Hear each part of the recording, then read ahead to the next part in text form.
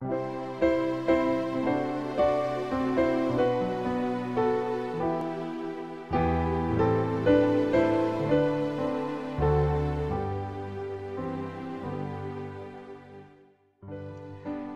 pagi, mari kita mengawali hari ini dengan mendengarkan firman Tuhan dari buku Renungan Pagi Pulang ke Rumah yang ditulis oleh Ellen G.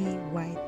Bersama dengan Pendeta Glenn Sakul, Gembala Jemaat Yongkwang, Makassar.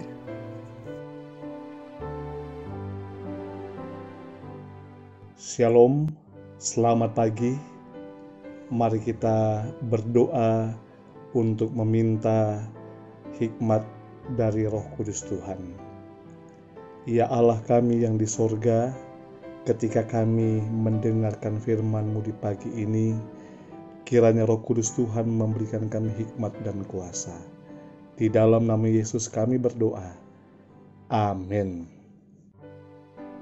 Renungan pagi 11 November 2020 dengan judul Iblis adalah perusak. Ayat inti, celakalah kamu hai bumi dan laut, karena iblis telah turun kepadamu dalam geramnya yang dahsyat, karena ia tahu bahwa waktunya sudah singkat. Wahyu 12 ayat 12. Keterangan, iblis menyenangi peperangan, karena peperangan menimbulkan perasaan-perasaan paling buruk dalam jiwa, dan kemudian menggiring kepada kebinasaan korban-korbannya yang telah berlumuran kejahatan dan darah. Tujuannya adalah menghasut bangsa-bangsa untuk berperang satu sama lain, karena dengan demikian ia dapat mengalihkan pikiran manusia untuk persiapan berdiri pada hari Allah. Iblis bekerja melalui unsur-unsur alam untuk mengumpulkan tuayannya, yaitu jiwa-jiwa yang tidak bersedia. Ia telah mempelajari rahasia laboratorium-laboratorium alam dan menggunakan seluruh kekuatannya untuk mengendalikan unsur-unsur alam itu sejauh yang diizinkan Allah.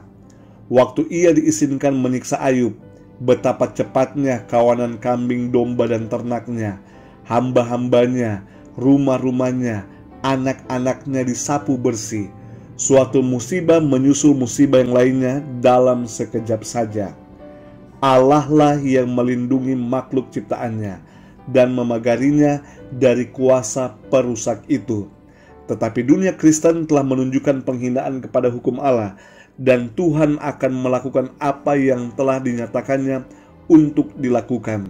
Ia akan menarik berkat-berkatnya dari dunia ini dan mengangkat perlindungannya dari mereka yang memberontak terhadap hukumnya dan yang mengajar dan memaksa orang-orang lain untuk berbuat yang sama.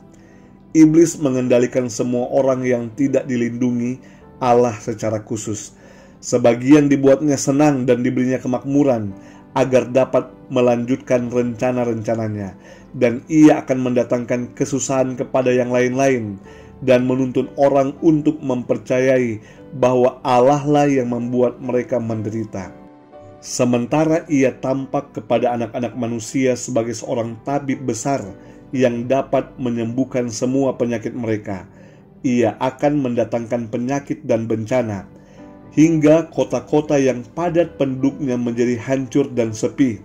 Bahkan sekarang pun ia bekerja dalam kecelakaan dan bencana, baik di darat maupun di laut, dalam musibah kebakaran besar, dalam topan yang dahsyat dan badai yang ganas, angin ribut, banjir, angin puyuh, gelombang pasang, gempa bumi di berbagai tempat dan dalam ribuan bentuk.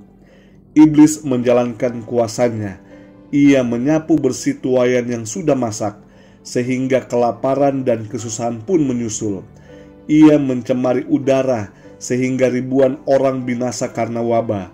Bencana-bencana ini akan semakin sering terjadi dan semakin berat. Kehancuran akan terjadi baik bagi manusia maupun binatang. Bumi berkabung dan layu. Ya, dunia merana dan layu. Langit dan bumi merana bersama. Bumi cemar karena penduduknya, sebab mereka melanggar undang-undang, mengubah ketetapan dan mengingkari perjanjian abadi. Yesaya 24 ayat 4 dan 5, Alfa dan Omega jilid 8 halaman 619 dan 620. Saudaraku yang kekasih, amaran telah disampaikan bahwa dengan geramnya yang dahsyat iblis datang untuk membuat agar tidak ada manusia yang siap berdiri di hadapan Allah pada hari yang besar. Dengan berbagai macam cara, dengan musibah demi musibah, sehingga membuat manusia tidak lagi percaya kepada Allah dan menyimpulkan bahwa Allah lah penyebab setiap musibah yang terjadi. Demikianlah iblis bekerja untuk meragukan manusia akan kuasa, keilahian dan kebesaran Allah kita. Mari kita tunduk kepala dan kita berdoa. Ya Tuhan di sorga, berikanlah pertolongan kepada kami ya Tuhan, untuk siap kepada hari yang besar. Berikanlah kami pertolongan untuk tetap percaya kepada Allah bahwa Allah adalah pelindung kami. Sekalipun bencana demi bencana, wabah demi wabah terjadi, tetapi bersama dengan Tuhan, kami aman dalam perlindungan Tuhan. Berkatilah kami hari ini. Marilah Tuhan menjaga kami, memberikan berkat-berkat kepada kami. Dan kiranya kasih Tuhanlah yang menyanggupkan kami melaksanakan kegiatan dan pekerjaan kami hari ini. Kami serahkan hidup kami ke dalam tangan Tuhan. Di dalam nama Yesus kami telah berdoa. Amin.